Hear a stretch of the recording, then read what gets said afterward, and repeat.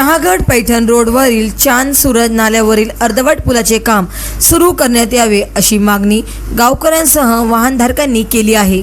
रस्त्यावरील खडी उघडी पडली असून अनेक ठिकाणी खड्डे पडलेले निदर्शनास येत आहे। वाहनधारकांना या रस्त्यावरून जाताना मोठी कसरत करावी लागत आहे। या रस्त्यावरील चांद सूरज नदीवरील पुलाचे काम अनेक महिन्यापासून बंद आहे। पुलाजवळ मोठे गतिरोधक व शेतात जाणाऱ्या पाईपलाईनसाठी खड्डे खोदून ठेवल्यामुळे दररोज छोटे अपघात होत आहेत। या नाल्याला पावसाळ्यात पूर येत असल्यामुळे अनेक अडचणींचा सामना करावा लागतो। सदरील पुलाचे काम प्रशासनाने वेळेत हाती घेऊन पावसाळ्या अगोदर पूर्ण करावीत अशी मागणी परिसरातील नागरिकांनी केली आहे।